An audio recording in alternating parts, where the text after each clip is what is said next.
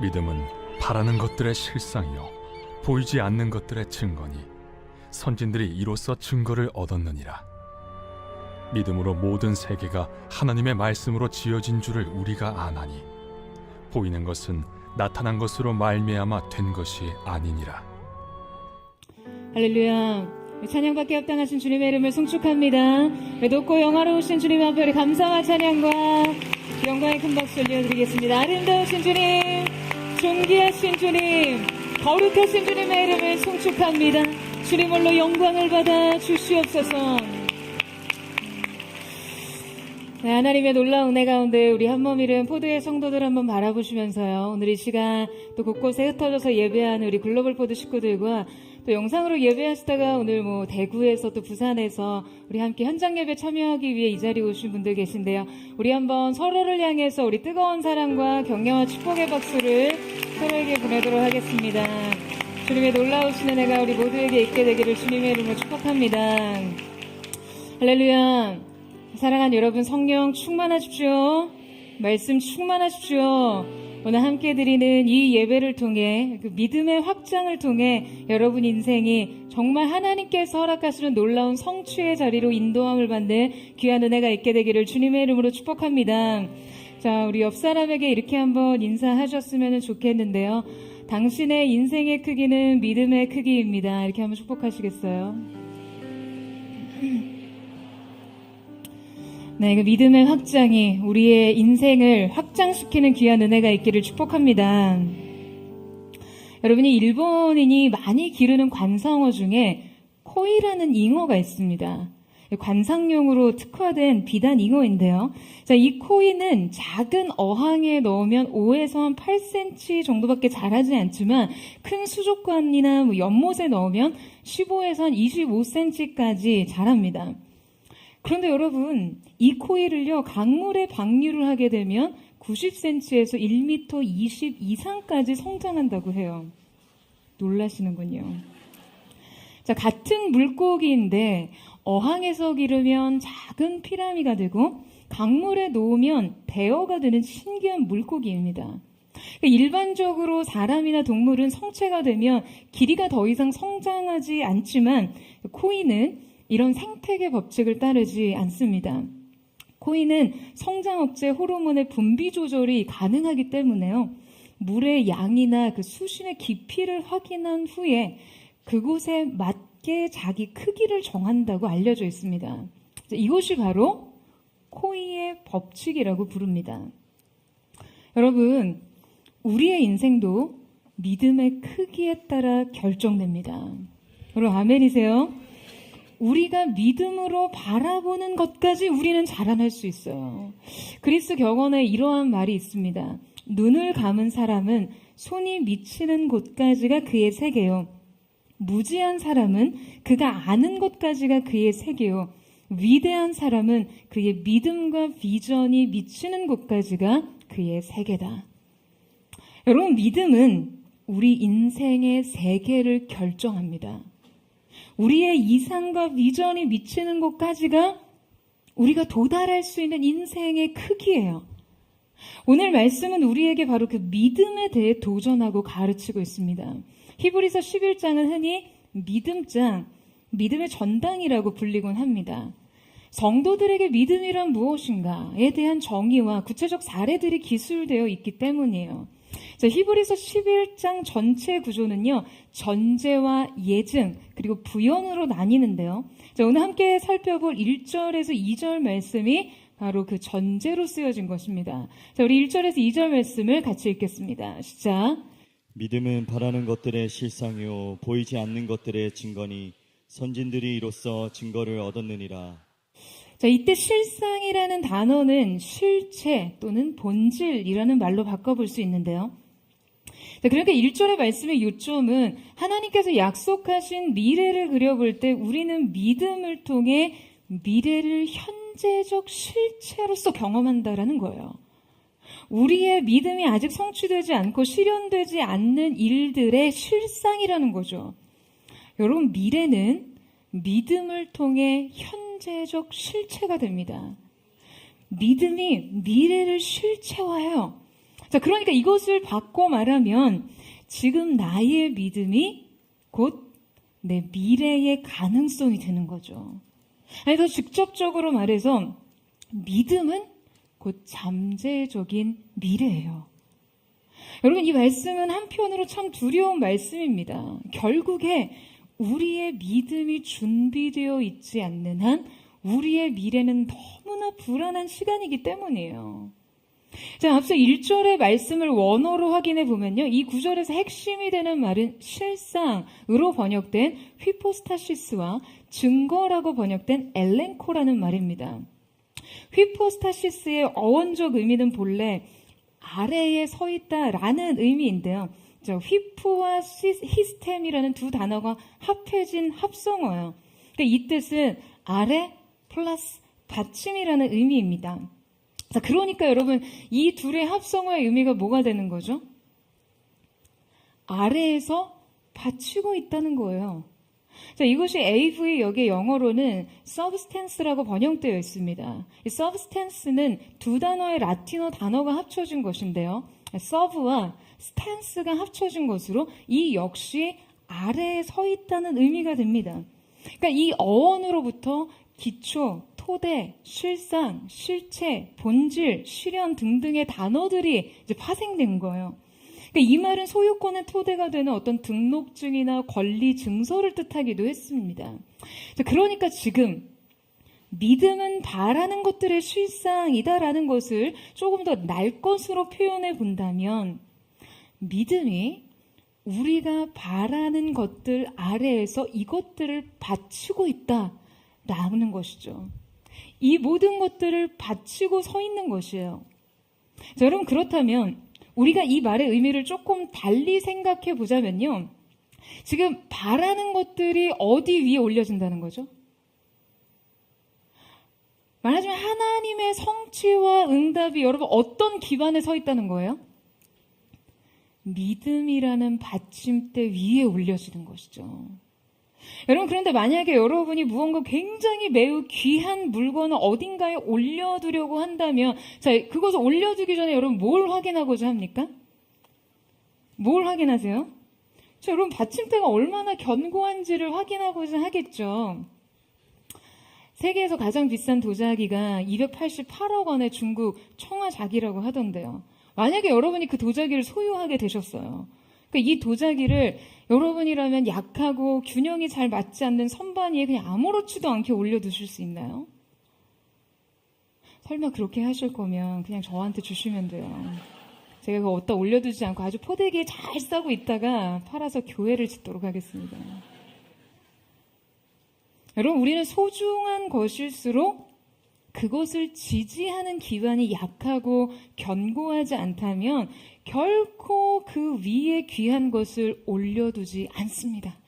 올려둘 수 없어요. 언제나 그것을 지탱하는 선반과 받침대의 안전성을 확인하게 되죠. 여러분, 하나님의 일도 마찬가지입니다. 하나님께서 하나님의 역사를 우리의 삶에 이루시고 그 말씀의 응답과 성취를 허락하시기 전에 종종 먼저 그 받침대를 흔들어 보세요. 여러분, 뭘 흔들어요? 우리의 휘포스타시스를 흔들어 보시는 거예요. 우리의 믿음을 시험하십니다. 그 응답을 받을 준비가 되어 있는지, 그 성취를 지킬 준비가 되어 있는지 말이죠. 이 응답을 주시면 이것을 모두 쏟아버리는 인생이 아니라 이 성취를 온전히 소유하고도 견고하게 지킬 수 있는, 견고하게 설 수 있는 인생인지를 보고자 하시는 거예요. 하지만 하나님의 이 시험에서 많은 사람들은 그냥 와르르르 무너집니다. 하나님께서 인생을 흔들어 시험해 보실 때 그 믿음의 견고함을 입증하지 못해요.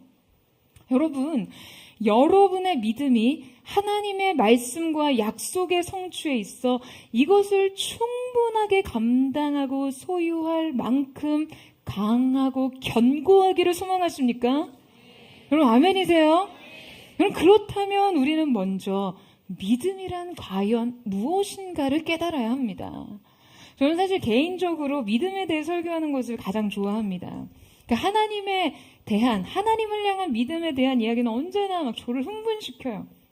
믿음에 대해 말하면서 이 학원들을 통해 저 또한 그 믿음을 강화시키고, 믿음은 들음에서 난다는 말씀처럼 이 믿음의 말들이 또한 듣는 모든 성도들의 믿음 속에 새로운 창조와 생성을 일으키는 것을 느끼거든요. 그야말로 믿음 안에서 영적인 약동이 일어나는 것을 보게 됩니다. 자, 오늘 우리는 함께 히브리서의 믿음장에 제시된 믿음의 속성을 깊이 있게 살펴보면서 우리의 믿음의 성장을 맛보기를 원하는데요. 자, 먼저 믿음이 발휘되기 위해서는 조건과 전제가 필요합니다. 믿음이란 무엇인가? 그 첫 번째 질문은 믿음의 전제는 무엇인가?입니다. 여러분, 믿음의 전제는 시선입니다. 믿음은 즉 바라봄이에요. 믿음은 일종의 시선 처리입니다. 믿음은 언제나 미래에 대한 전망을 품고 있어요.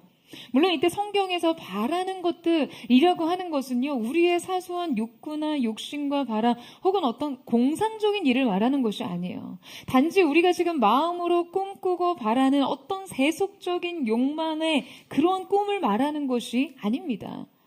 지금 허영심 가득한 미래, 이기적인 욕구들, 탐욕적 소유와 맹목적인 집착에 관한 것이 아니에요. 믿음이 전망하는 것은요, 바로 하나님의 약속입니다.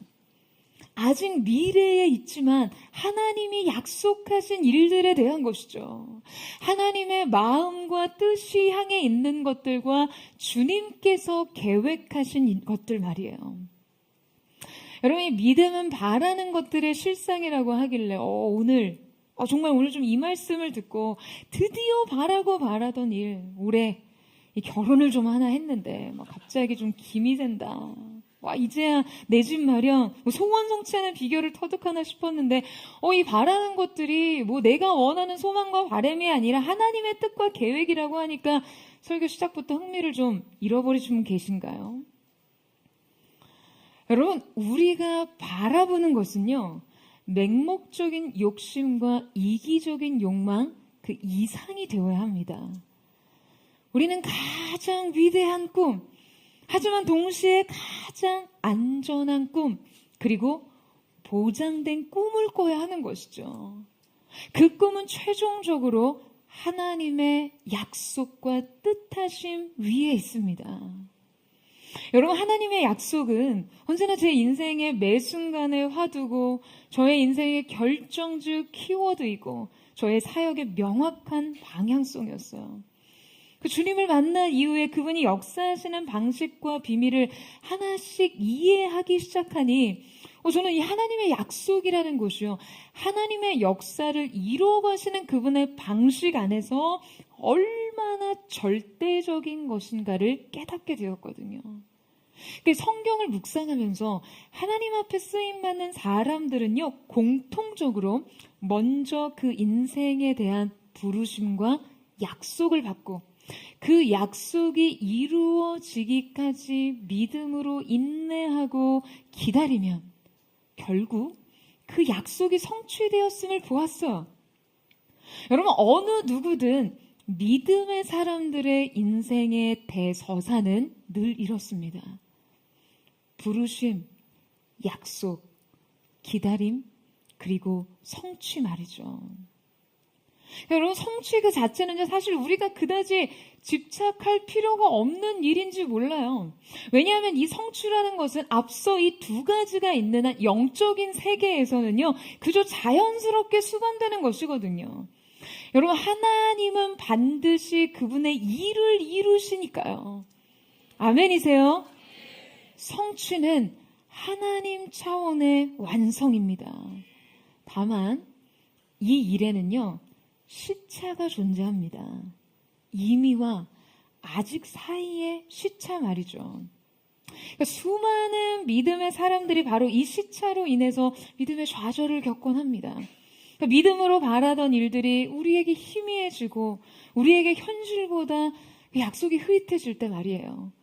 우리는 이럴 때 의도적으로 우리의 마음이 지금 우리를 낙심하게 하는 일들로 향하지 않도록 우리의 시선을 차단해야 합니다.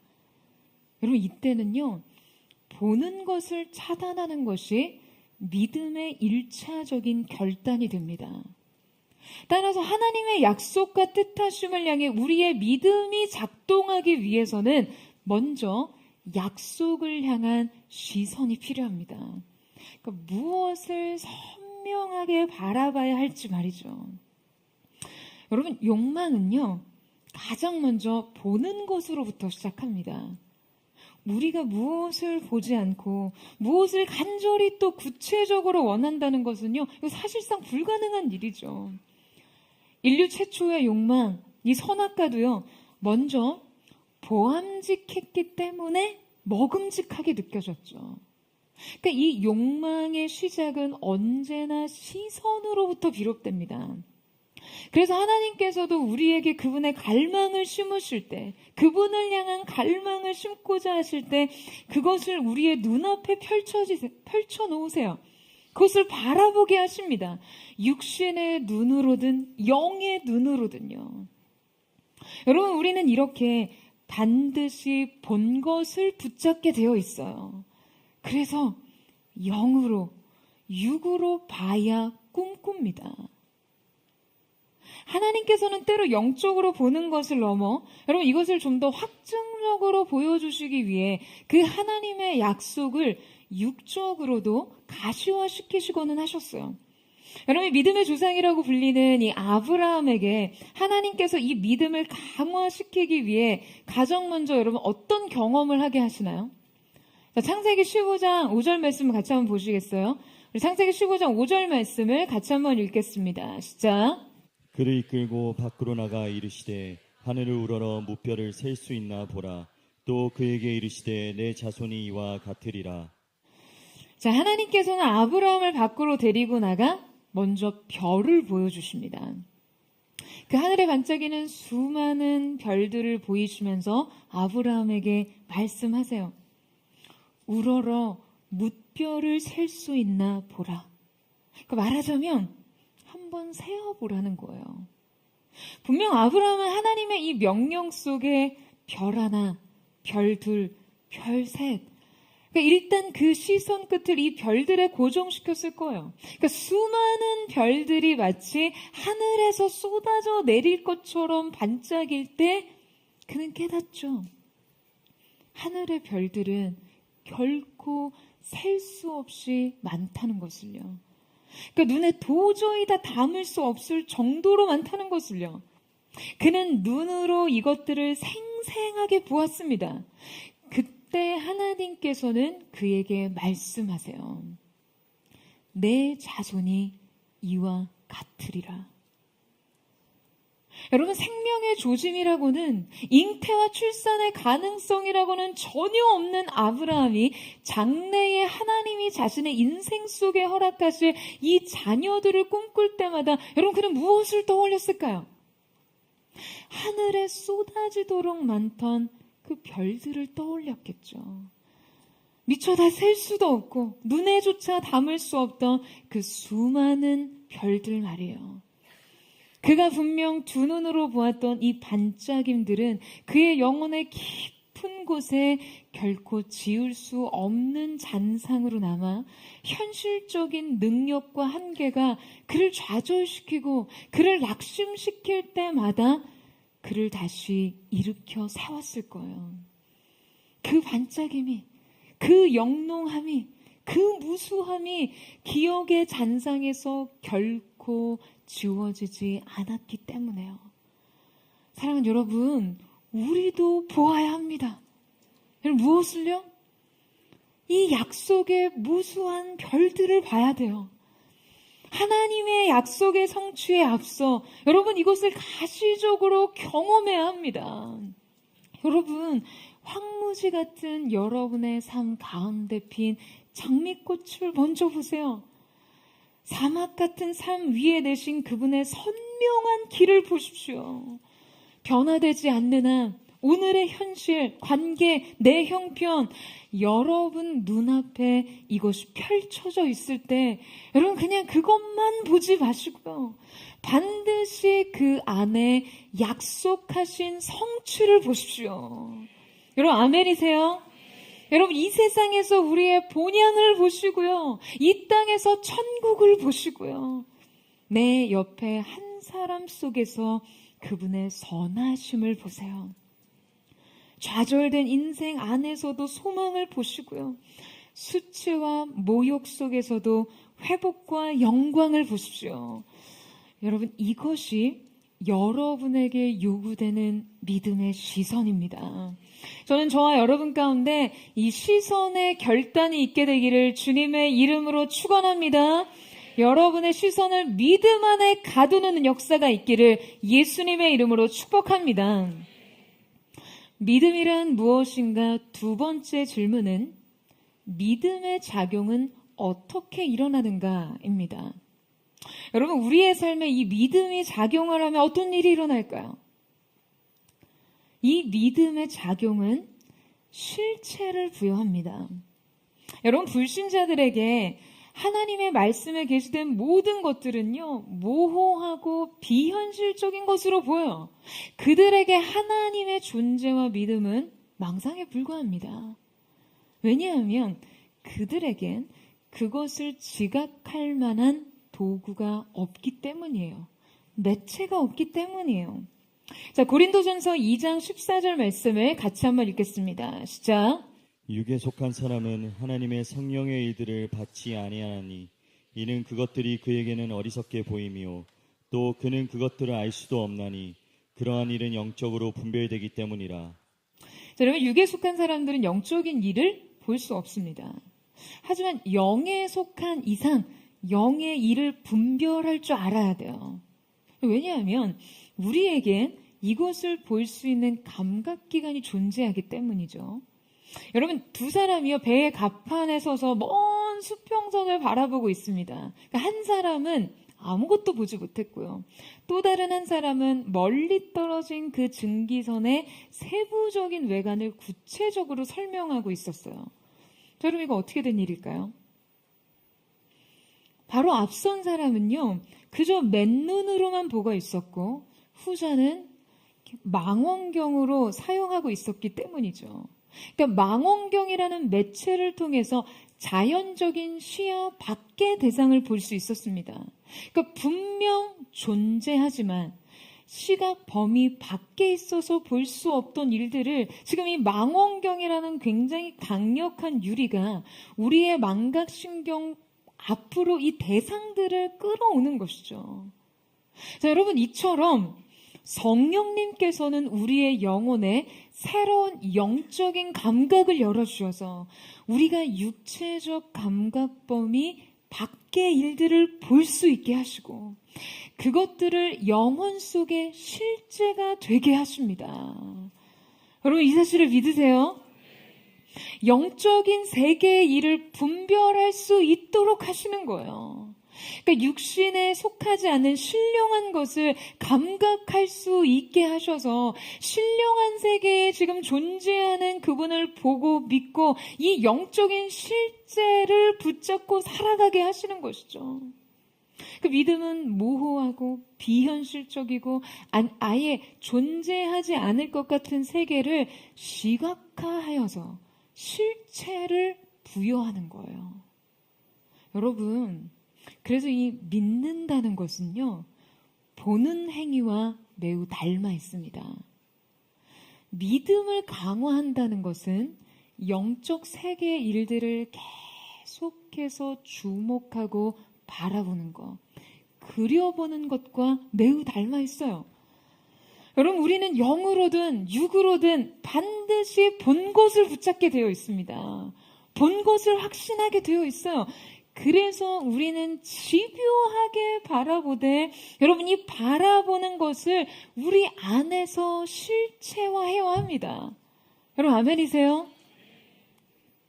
플로렌스 채트웍이라는 여성은요 이 영국과 프랑스를 가로지르는 이 도버 해협을 왕복으로 헤엄쳐 건넌 최초의 여성이었어요.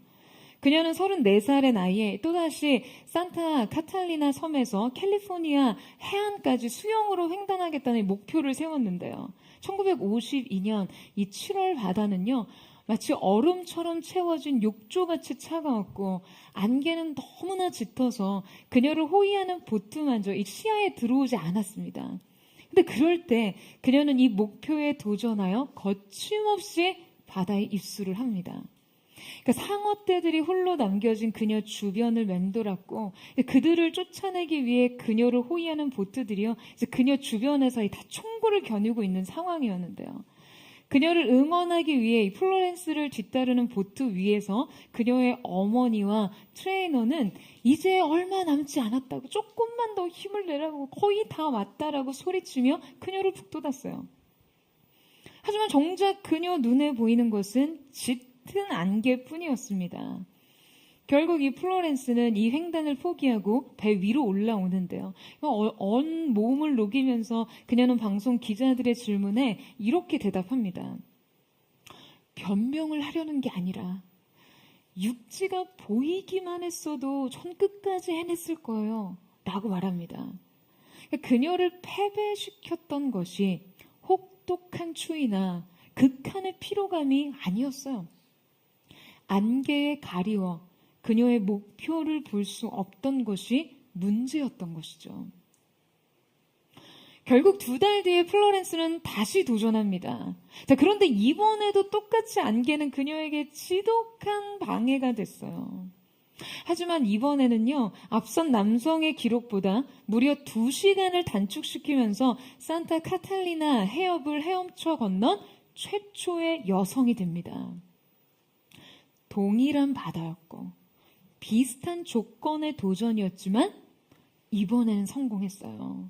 그러니까 이 성공의 요인을 묻는 취재진에게 그녀가 그런 말을 합니다. 이번 도전에서는 저 안개 뒤편 어딘가에 그 육지가 있다라는 것을 끊임없이 상상해 왔을 뿐이었다고요. 여러분, 이 짧은 단거리 경기에서는요, 언제나 정확한 이 목표점이 시야에 보이기 때문에 모든 힘을 모아서 이 눈에 보이는 목표점을 향해 돌진할 수 있지만요, 이 마라톤과 같은 경기는 결승점이 보이지 않습니다. 그래서 이렇게 도무지 결승점이 시야에 확보되지 않는 경우에는 눈에 보이지 않는 결승점에 집중해서 계속해서 이것을 시각화하고 상상하는 훈련을 한다고 해요. 이 결승점에 대한 구체적이고 세부적이고 반복적인 상상이요, 이 실현 가능성을 놀랍도록 높일 수 있다는 것이죠. 여러분, 우리의 인생도 마찬가지입니다. 우리의 인생은요, 장거리 레이스와 같아요. 이 길고 긴 마라톤과 같고 거친 바다를 헤엄치며 횡단하는 것과 같습니다. 이때 하나님의 약속의 성취 앞에서 인생의 안개가 자욱해지면요, 우리의 믿음의 시야는 흐려집니다. 실제 눈에 보이는 아무 증거가 없는 채로 그냥 어둠 속을 허우적거려야 하는 것이죠. 자, 이때 우리의 눈앞의 어둠은 우리에게 숨막히는 절망을 가져다 줍니다. 뿌연 안개들은 우리의 종착지를 우리의 시야에서 사라지게 만들 뿐만 아니라 우리가 어디로 가고 있던 것인지 그 방향성을 상실하고 불안에 빠지게 만들다가, 여러분, 급기야는 우리가 왜 그곳으로 가야 하는지 그 목적마저 상실하게 만들어요. 우리의 삶은요, 이 시험의 연속이에요. 부르심을 쫓아 약속을 따라가는 길에 만나는 이 안개의 시험들, 이 어둠의 시련들 말이죠. 여러분, 바로 그때 어떻게 이 믿음의 시야를 확보하시겠어요? 어떻게 이 흐릿한 약속을 붙잡으시겠습니까? 여러분, 우리는 영으로 이 약속의 성취를 계속해서 그려야 합니다. 여러분, 아멘이세요? 믿음의 시각화를 해야 돼요. 더 이상 눈에 보이지 않는다면 여러분 마음으로라도 그려야 해요. 도저히 꿈꿀 수 없는 현실에서도 이 상은 계속해서 또렷하게 남아야 하는 것이죠. 그리고 이 상을 실제처럼 붙잡아야만 합니다. 제가 처음 저의 이메일 계정을 만든 게 고등학교 시절이었는데요. 이메일 아이디를 테코아 21, 이 히브리어로 드고아 나팔이라는 뜻인데요. 21세기의 나팔수라는 의미로 이제 그렇게 지었습니다. 그리고 그때 이 계정을 만들면서 이메일 계정의 꼬릿말로 제가 당시 너무나 좋아하던 이 앙드레 말로의 글귀를 적었어요. 바로 오랫동안 꿈을 그리는 사람은 마침내 그 꿈을 닮아간다 라는 글이었는데요. 당시 저는 이 꿈이라는 말만 들어도 정말 가슴이 떨렸거든요. 요새 도파민 중독이라는 말이 이슈던데요. 제 성장기에 저의 도파민은 바로 이 꿈을 그리는 일에서 폭발적으로 분출했어요. 그 꿈은 다름 아니라 예배 부흥에 관한 것이었고요. 하나님 앞에서 구별된 수많은 예배자들이 그 하나님을 향해 전심을 넘어 특심으로 예배하며 그 주님을 영화롭게 하는 장면을 상상할 때마다 정말 마음이 너무나 벅차서 소름이 돋는 것 같은 전율을 느꼈어요. 제가 이 꿈에 한참 빠져 있을 때 2002년 대한민국에서 월드컵이 열렸어요. 여러분 그때 아시잖아요. 막 붉은 악마들이 모여서 얼마나 목청껏 한 목소리로 승리를 열망하며 외쳤는지. 제가 바로 그때 그 붉은 악마들 사이에서 혼자 뭘 했냐 하면요. 바로 이 함성이, 이 열기가 하나님의 영광을 선언하고 예배하는 예배자들의 것이 되기를 선포하고 기도했습니다. 사람들이 미친 듯이 오필슨 코리아를 외치는 동안 저는 그 모습을 지켜보면서 물론 저도 대한민국을 응원했어요. 근데 그 월드컵 축구 한 골에 이 정도로 열광하는 이 민족이 하나님의 영광 앞에서 잠자고 있음에 너무나 얄밉고 화가 났습니다. 그래서 당시에 제가 그때 청년부에서 찬양 인도를 했는데요. 월드컵에서 골을 넣는 주간에는요, 월드컵 한 골에 보낸 함성과 박수보다 더 큰 함성과 박수가 터져 나오지 않으면, 여러분 아시죠? 다시 우리 하나님께 영광의 박수를 올려드리겠습니다를 계속해서 외쳤어요. 그랬더니 그날 말씀을 전하시는 목사님이 단에 서셔서 저를 나무라시더라고요. 그거랑 이거랑은 다르지. 월드컵에 열광하는 거랑 찬양은 다르지 않나? 라고 하시더라고요. 물론 다를 수 있죠. 다릅니다. 그런데 다르다면 더욱이 주님께는 왜 그렇게 못합니까? 주님 앞에선 왜 그렇게 열광하지 못하나요? 그분의 승리와 영광에 대해서는 왜 그렇게 소리치지 못합니까?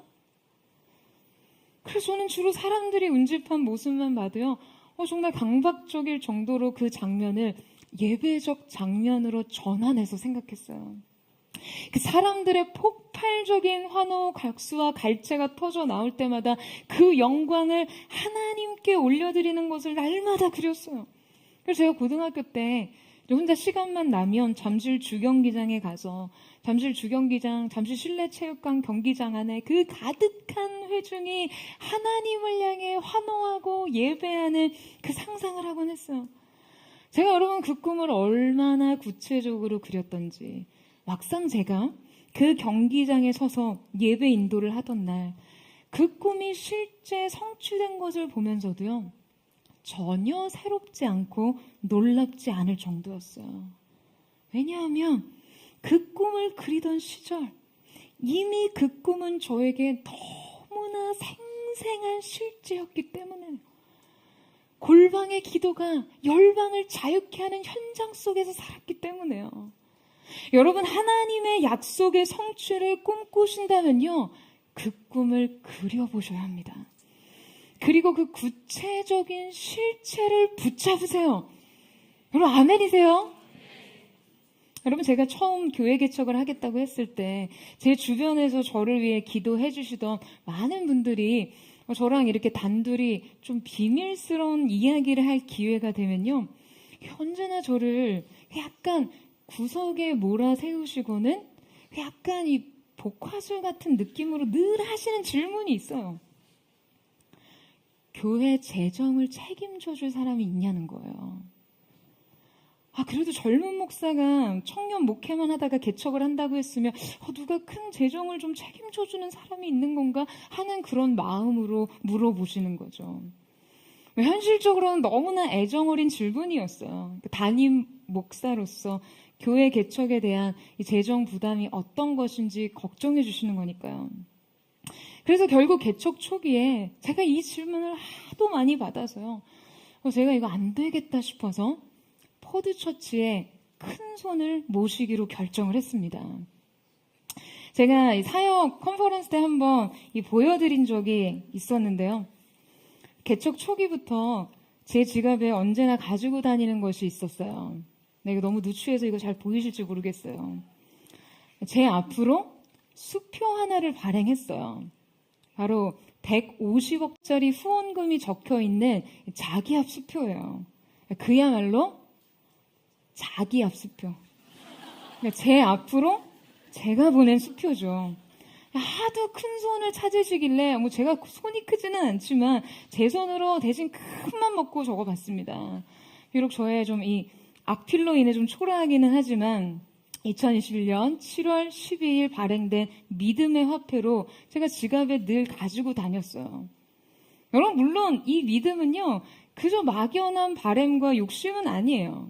당시에는 퇴직금으로 일단 어떻게든 되겠지라는 마음으로 개척을 시작했기 때문에 현실적으로는 아무런 대안이 없었지만 하나님께서 포드처치를 향해 이사야 45장의 말씀을 약속으로 주셨기 때문에 저는 이 약속을 실제와 같이 붙잡았어요. 여호와께서 그의 기름 부음 받은 고레스에게 이같이 말씀하시되 내가 그의 오른손을 붙잡고 그 앞에 열국을 항복하게 하며 내가 왕들의 허리를 풀어 그 앞에 문들을 열고 성문들이 닫히지 못하게 하리라. 내가 너보다 앞서가서 험한 것을 평탄케 하며 논문을 쳐서 부수며 쇠빗장을 꺾고 내게 흑암 중에 보아와 은밀한 곳에 숨은 재물을 주어 내 이름을 부르는 자가 나 여호와 이스라엘의 하나님인 줄을 내가 알게 하리라. 할렐루야. 여러분 저를 부르신 분이 포드처치를 부르신 분이 이스라엘의 하나님이신 줄을 알게 하신다고 하시는데요. 무엇이 걱정이겠습니까? 여러분 실체화하라고 이런 거를 무슨 부적같이 소유하라는 게 아니에요. 집에 가서 나도 한번 써야 되겠다. 이러고 가지고 다니지 마시고요. 약속이 있기 때문에 쓴 거예요. 이 약속에 대한 믿음을 좀 더 제 눈으로 가시화하고 구체화해보고 싶어서 이런 것도 이렇게 가지고 다니는 거죠. 할렐루야.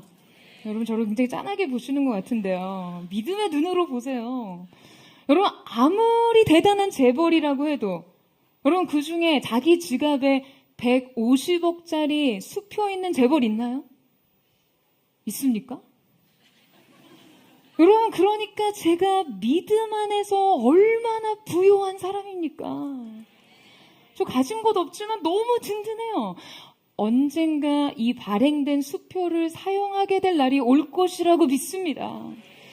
비록 아직 우리에게 이 믿음의 이 약속은 현실화되지 못했지만 우리는 영으로 이 믿음의 실제를 반드시 붙잡아야 합니다.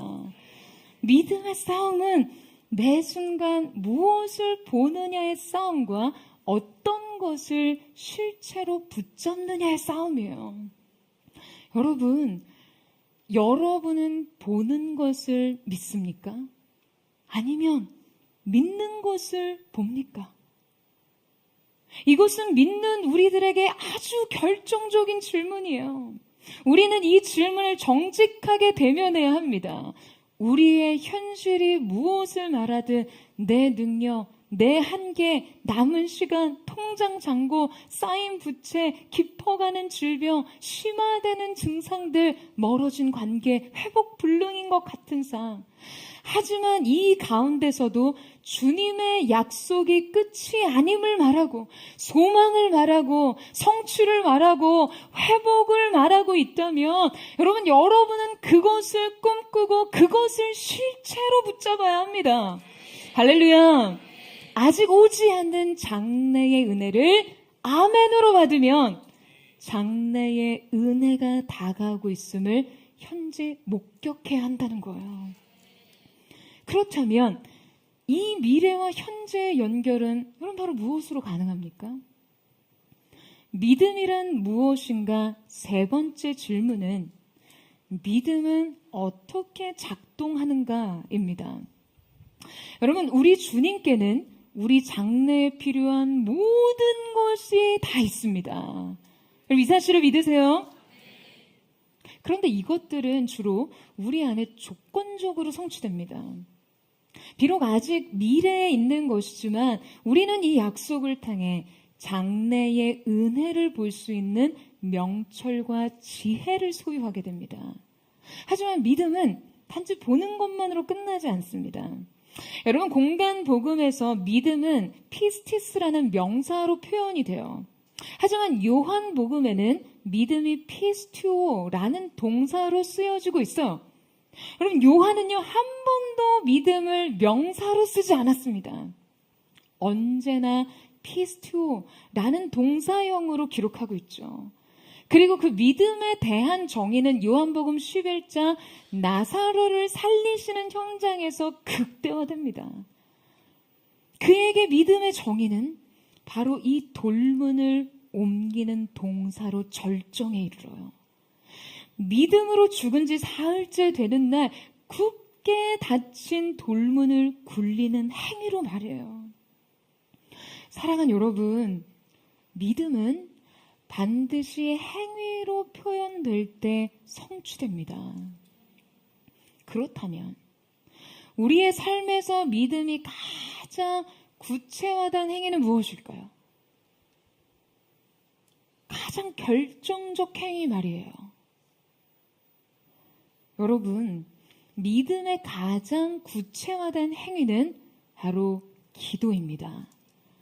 여러분, 기도는요, 우리의 인생의 돌문을 옮기는 행위예요. 믿음은 반드시 이 한 가지 행위로 표현됩니다.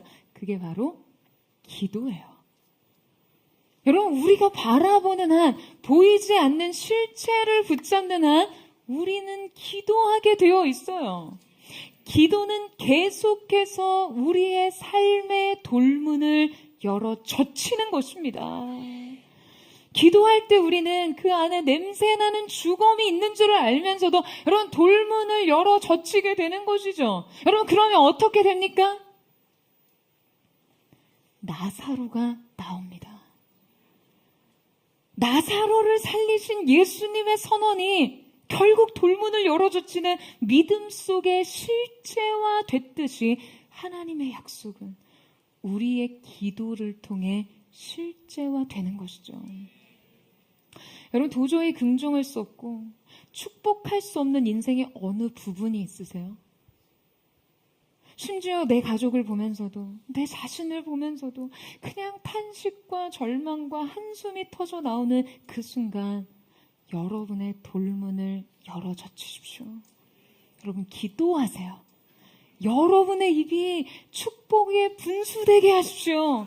도저히 꿈꿀 수 없는 미래, 암담한 현실 위에서 주님이 예비하신 장래의 은혜가 여러분 우리에게 다가오고 있음을 믿으시기를 축원합니다. 하지만 여러분, 이 은혜에 오고 가면요, 이것은 오직 기도 속에서만 가능합니다. 여러분, 하나님의 약속은 우리의 삶의 모든 상황과 형편에 필요한 모든 것을 완전하고 풍성하게 공급하실 수 있습니다. 하지만 이것은 명확한 연결이 필요합니다. 이 연결로 인한 다운로드가 필요한 거예요. 이 약속과 기도의 상관관계를 너무나 재치 있고 적절하게 소개한 글을 발견해서 여러분에게 읽어드리려고 하는데요. 존 파이퍼 목사님의 글입니다. 기도는 장래의 은혜라 불리는 은행으로 나아가는 것이다. 기도는 비유하자면 하나님께서 장래의 은혜를 위한 모든 약속을 정립해 놓은 계좌에서 은혜를 인출하는 것이라 할 수 있다. 기도는 어둠 속에서 선한 의도를 가진 하나님이 어딘가 계실 것이라는 소망이 아니다. 기도는 매일 은행으로 나아가 그날에 필요한 장래의 은혜들을 위한 약속들을 인출한다. 할렐루야. 여러분, 기도 속에서 매일 은행으로 나아가고 계십니까? 아니, 그 두둑한 적립금은 여러분 언제 쓰시려고 그렇게 아껴두시는 거예요? 여러분, 기도 속에서 미래의 집을 지으세요. 기도 속에서 이 은혜가 여러분 앞으로 걸어오시는 것을 보십시오. 오늘도 기도로 이 약속의 계좌에서 은혜를 인출하시기를 주님의 이름으로 축원합니다. 여러분의 믿음이 행동하는 믿음, 여러분의 인생에서 돌문을 열어 젖히는 동사가 되기를 주님의 이름으로 축원합니다. 이제 마지막으로 이 믿음의 특징 한 가지를 더 살펴보고자 하는데요. 믿음이란 무엇인가? 네 번째 질문은 믿음의 대상은 무엇인가?입니다. 정작 우리에게 그 믿음의 대상은 무엇이냐라는 거예요. 그럼 무엇을 믿는 거예요? 우리가 바라는 일이요? 아직 실현되지 않은 우리가 바라는 그 꿈이요? 150짜리 수표요? 여러분 아멘 하실 뻔하셨죠? 여러분, 우리 믿음의 유일한 대상은 바로 하나님이십니다. 그러니까 많은 성도들이 이 지점에서, 바로 이 지점에서 매우 어리석은 믿음의 오류를 범해요. 믿음의 대상을 자꾸 우리가 바라고 소망하고 꿈꾸는 것들에 두는 것 말이죠. 여러분, 우리의 믿음은 언제나 하나님을 향해 있어야 합니다. 여러분 아멘이세요? 하나님께서 어떠한 경우에도 반드시 약속을 이행하실 정도로 신실하시며 그 약속을 성취하시기까지 그의 능력에 조금도 부족과 한계가 없으신 위대하고 전능하신 하나님이시라는 것을 확고하게 믿는 것이에요. 여러분, 우리는 이 믿음 안에서만 안전할 수 있습니다. 그럼 제가 너무나 사랑하는 말씀이 있는데요. 히브리서 6장 17절에서 18절의 말씀입니다. 자, 우리 함께 한번 읽어보도록 하겠습니다. 시작. 하나님은 약속을 기업으로 받는 자들에게 그 뜻이 변하지 아니함을 충분히 나타내시려고 그 일을 맹세로 보증하셨나니 이는 하나님이 거짓말을 하실 수 없는 이 두 가지 변하지 못할 사실로 말미암아 앞에 있는 소망을 얻으려고 피난처를 찾은 우리에게 큰 안위를 받게 하려 하심이라. 자, 여러분, 보통 사람들은 자신의 약속을 보증하기 위해 자신보다 더 가치 있는 것, 더 위대한 일을 두고 맹세를 하죠. 그러니까 우리가 무엇을 두고 이 담보를 두고 대출을 하거나 신용을 근거로 돈을 빌리는 것도 뭐 이런 논리입니다. 그러니까 우리가 약속에 대해 근거를 제시할 때도 보통 이 맹세를 제시하면서 쌍방 간의 그 논쟁을 그치게 하고 그 내용을 확정 짓죠. 그 변치 않을 유력하고 권세 있는 대상을 두고 자신의 말에 진위와 약속을 보증하는 거예요. 그런데 여러분, 하나님께서는 자신보다 더 큰 분이 없으시기에 자신을 두고 맹세하십니다. 하나님께서는요, 하나님 그분 자신을 두고 우리에게 약속을 하신다라는 거예요. 할렐루야. 여러분 너무 놀랍지 않으세요? 여러분, 바로 이때 이 약속은 하나님의 맹세 그 자체와 하나님께서는 결코 거짓말을 하실 수 없다는 그 두 가지의 변치 못할 사실로 말미암아 확증됩니다. 하나님의 약속이라는 것이 바로 이런 것이죠. 주님의 능력과 신실하심을 의지하는 한 여러분, 우리는 이 약속의 성취를 볼 수 있습니다. 이 확고한 확신 속에서 우리는 장래의 은혜를 마치 우리가 이것을 이미 그것을 온전히 소유하고 있는 것처럼 기뻐하고 확신하고 찬양할 수 있게 하는 것이죠. 여러분, 결국 하나님의 약속을 향한 우리의 믿음은요, 우리의 영혼의 닷과 같아서 우리를 주님 앞에 붙들어 냅니다. 그리고 그 앞에서 보이지 않는 것들의 실체를 보고 아직 일어나지 않는 일들의 증거를 붙잡고 살아가게 하는 것이죠. 사랑하는 여러분, 보이는 것만 보고 살면 안 됩니다. 내 노력, 공로, 명확한 원인과 대가집을, 도덕적 선행, 과학과 이성, 물질과 증거, 여러분 이것만으로 여러분의 인생의 집을 지으시겠어요? 그렇다면 믿음은 대체 얼마나 무력한 것입니까? 여러분, 우리는 하나님의 선하시고 기뻐하시고 온전하신 뜻 안에서 그분의 약속을 구하고 그 약속 위에서 불가능을 꿈꾸고 살아야 합니다. 여러분, 아멘이세요? 여러분, 아멘이 이 정도십니까? 여러분, 아멘이세요? 내가 할 수 있는 일 그 너머의 일, 내 능력 그 이상의 삶, 내 삶에서 날마다 일어나는 오병이어의 기적, 재 대신 화관, 죽음 대신 생명을 보는 사건을 구해야 돼요. 저는 사랑하는 포드처치 한몸 잃은 모든 성도들에게 여러분 바로 이 실제로서의 믿음의 능력이 부어지기를 주님의 이름으로 축원합니다. 여러분의 믿음의 크기가 여러분의 인생의 크기를 결정합니다. 오늘 이 시간 하나님 앞에서 더 크고 더 견고한 믿음으로 여러분의 인생의 확장을 이루는 은총의 역사가 있게 되기를 주님의 이름으로 축원합니다. 우리 함께 찬양하며 기도하며 나아갔으면 좋겠습니다. 사랑하는 주님, 짙은 안개가 낀 깊은 어둠과 같은 현실의 삶 속에서 믿음의 꿈을 꾼다는 것이 너무나 비현실적이고 모호하고 관념적인 것처럼 느껴질지 모르나 주님, 그렇게 하나님이 약속하신 것들이 우리 안에 느껴질 때 우리의 믿음의 등불이 꺼졌음을 알게 하시고 회개함으로 주님 앞에 나아가 우리의 삶 가운데 성령의 기름 부으심과 조명 안에서 그 약속하신 말씀을 다시 바라보는 믿음의 시력을 회복하게 하여 주시옵소서. 시선의 회복이 일어나게 하여 주시옵소서. 우리 그 마음을 주님 앞에 고백하며 우리 주님 보좌 앞으로 함께 나아가기를 원합니다. 안개가 날 가리워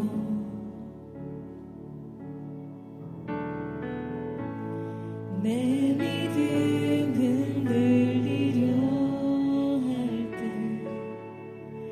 나 주님께 나아가네. 주님은 산 같아서 주님은 산 같아서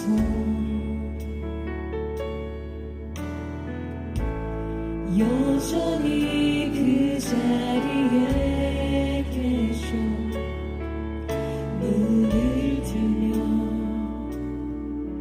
보이리라 날 위한 그 사랑. 주는 나의 도움이시며 주의 계획 영원하시네. 주의 위엄 앞에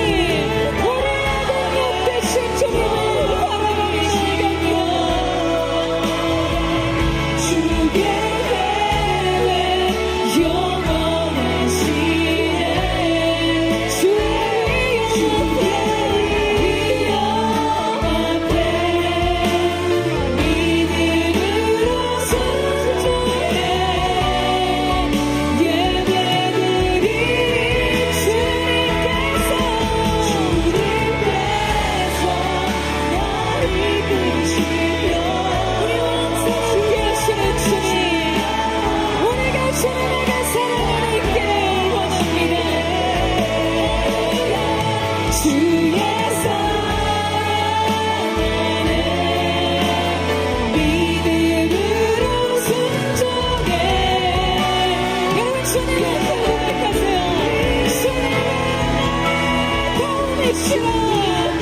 주님의 계획에 영원하심을 믿고 나아갑니다. 주의 영원하시네. 주의 위엄 앞에 믿음으로 순종해 예배드리리. 주님께서 오늘 거우시는 주님, 우리를 이끄시는 주님을 바라봅니다. 주님의 권능의 손으로 우리를 붙들어 주시옵소서. 주의 사랑하네 믿음으로 순종해 예배드리리. 영원히 사랑하는 주님, 안개 가운데 갇혀있는 어둠 속을 헤매는 것 같은 믿음을 일으켜 주님의 약속을 바라보기를 원하지만 현실의 삶 속에 이 약속은 시선을 잃어버렸습니다. 사랑하는 주님, 오늘 이 시간 성령께서 우리 가운데 임하셔서 주님, 우리의 불 꺼진 삶 속에 믿음의 등불을 밝혀 주시옵소서. 믿음의 시력을 회복하게 하여 주시옵소서. 믿음의 시야가 확보되게 하여 주옵소서. 거룩하신 빛의 능력으로 임하셔서 이 어둠 속에서 선명한 주님의 약속을 바라보고 또 바라보게 하여 주시옵소서. 그려보고 또 그려볼 수 있도록 역사하여 주시옵소서. 믿음은 바라는 것들의 실상이라고 하셨습니다. 여러분 무엇을 바라보시겠어요? 무엇을 바라보시겠습니까? 오늘 주님 약속하신 말씀은 실제로 실체화된 내 미래로 주님 오늘 우리의 삶 속에 바라보기를 원합니다. 성령님 오셔서 조명하여 주시옵소서. 모든 인생의 안개를 거두시고 모든 어둠 속의 빛으로 임하셔서 주님을 보게 하여 주시옵소서. 우리 전심으로 주여 하나 부르짖고 우리 역시나 동성으로 기도합니다. 주여.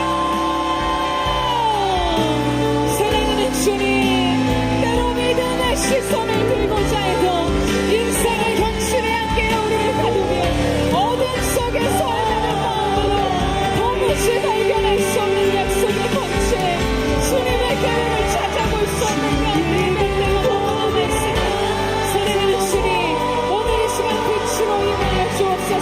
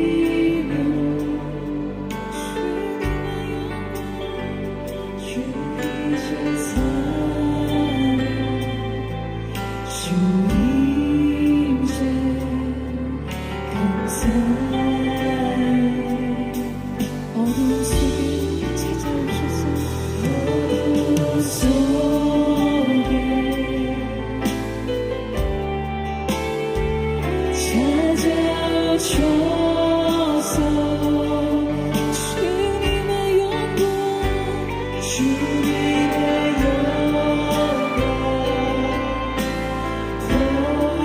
보게 하시네. 의심하는 나를 손 내밀어 잡아주시네. 두려운 마음 내려놓고 이 시간 우리가 전하신 주님을 바라봅니다. 주의 믿음의 시선으로 주님을 보게 하여 주시옵소서. 주님을 보게 하소서. 나를 붙드소서. 내 뜻과 내 생각 내려놓고 주님 앞에 엎드려 주님 앞에 엎드려 주의 음성 주의 음성 기다리니 나를 부르실 때 오늘 우리가 손을 잡으신 주님 앞에 거룩한 손을 높이 들고 주님 오늘 우리를 손을 보게 하소서.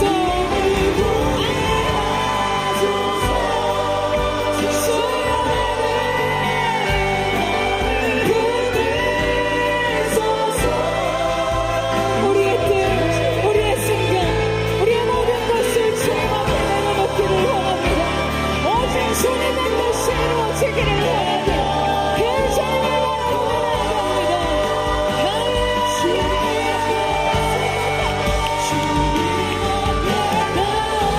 엎드려 주의 음성 주의 음성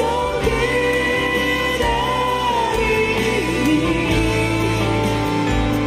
나를 부르실 때 믿음으로 걸어가리. 사랑하는 여러분, 주님이 여러분의 인생에 말씀하실 때 아멘할 수 있는 믿음이 준비되어 있습니까? 여러분 아멘이세요? 오늘 여러분이 약속 안에서 여러분의 미래가 오늘의 실체가 됨을 믿으십니까? 여러분 하나님의 약속의 성취와 하나님의 가장 좋은 응답이 여러분의 인생 속에 임하기를 원하세요? 그렇다면 여러분의 믿음의 받침대는 안전합니까?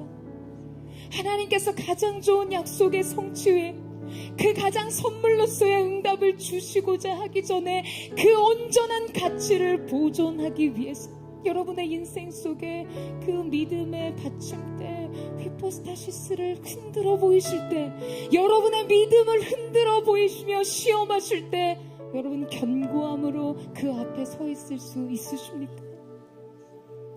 사랑하는 주님, 오늘 이 시간 보도의 성도들이 하나님께서 우리의 인생 믿음의 받침대 휘포스타시스를 흔들어 보이실 때 견고함으로 하나님의 약속의 성취를 받을 수 있는 준비가 되게 하여 주시옵소서. 주님의 응답을 받을 준비가 되게 하여 주시옵소서.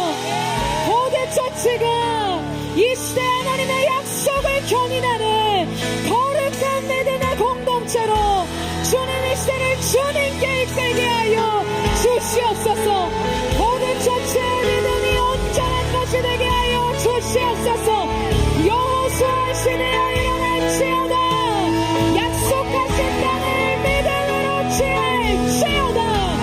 우리 전심으로 이 믿음 누리며 주여 사랑을 듣고 우리 하시는 동성으로 기도합니다. 주여 주여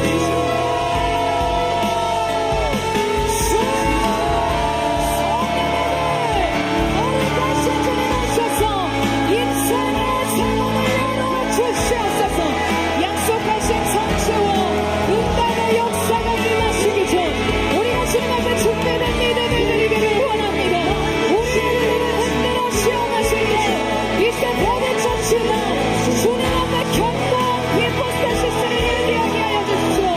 믿음의 받침대를 준비하게 하셔서 주님의 응답의 아름다움, 주님의 성취의 영광을 보존할 수 있는 모든 준비가 이루어지게 하여 주옵소서. 할렐루야. 놀라우신 주님이 왔소서. 역사하여 주시옵소서. 우리의 삶에 내려주실 주님 시간을 내려주셔서 여호수아여 세대여 일어날지어다. 약속의 땅을 주어낼지어다. 두려움 없는 전진, 두려움 없는 전진, 전진하며 또 전진하는 이름으로 주 앞에 서게 하여 주옵소서. 그 길을 만드시는 주, 그 기적 행하시는 주, 그는 나의 하나님. 그 주는 약속을 지키시는 주, 어둠 속 빛이 되시는 그는 나의 하나님.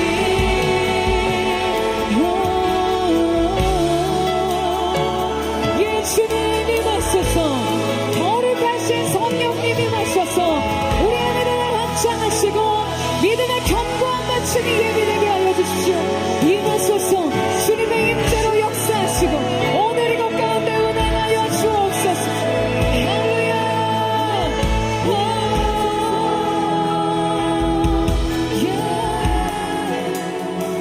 주 여기 운행하시네. 내 경배 주 경배 주 여기 역사하시네. 내 경배 주 경배 주님과 만지시는 주, 내 경배 주 경배 우리와 치유하시네. 내 경배 주 경배 그 길을 만드시는 주, 그 기적을 행하시는 주, 그는 나의 하나님. 약속을 지키시는 주, 어둠 속에 빛이 되시는 그는 나의 하나님. 그 길을 만드시는 주, 그 기적 행하시는 주, 그는 나의 하나님. 약속을 지키시는 주, 어둠 속에 빛이 되시는 그는 나의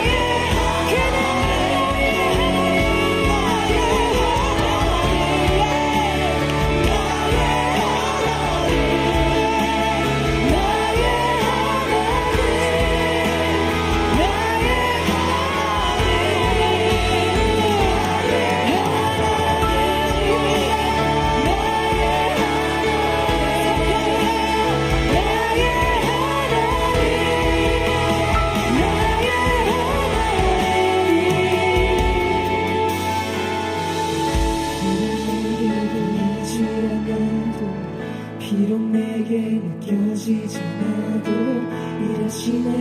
일하시네 주는 결코 멈추지 않네.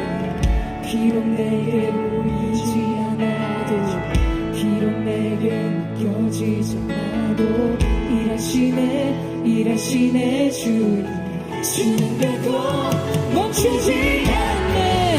비록 내게 보이지 않아도 비록 내게 느껴지지 않아도 일하시네 주님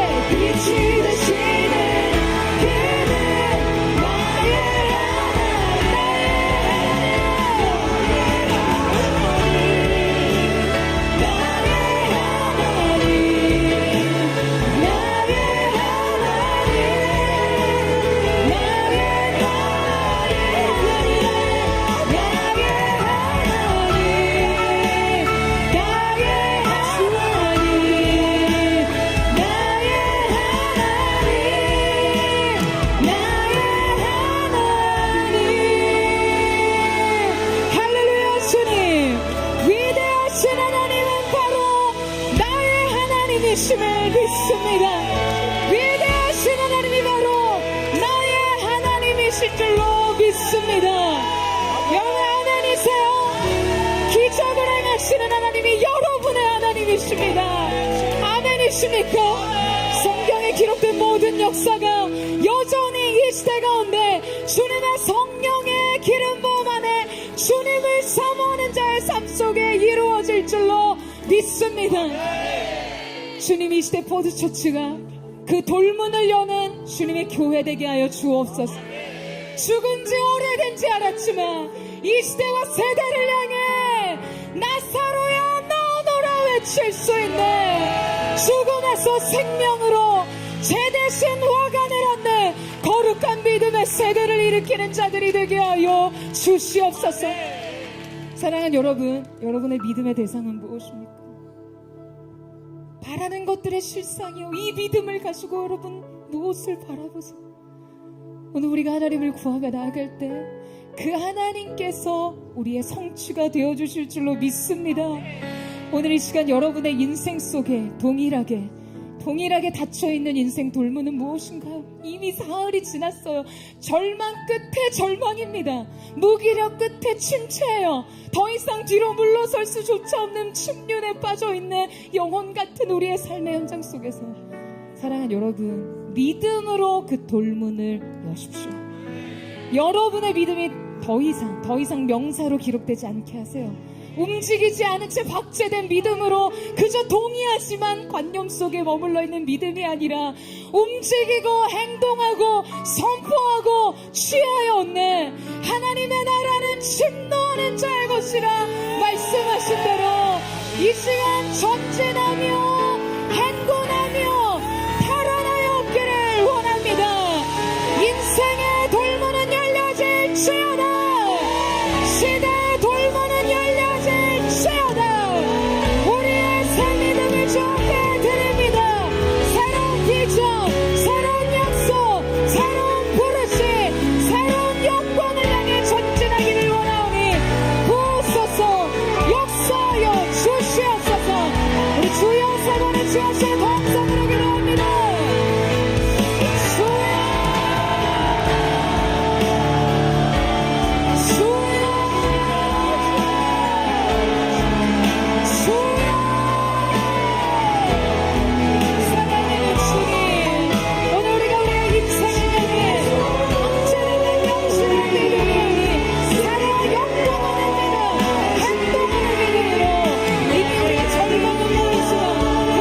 역사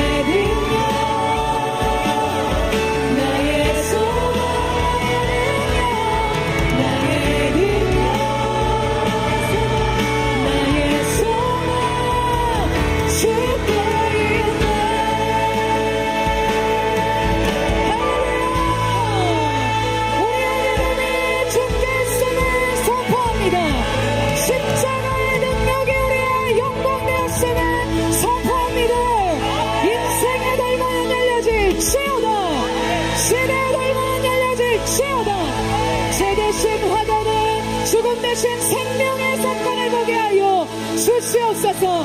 그렇게 함께 하실 주님 앞에 우리 감사와 찬양과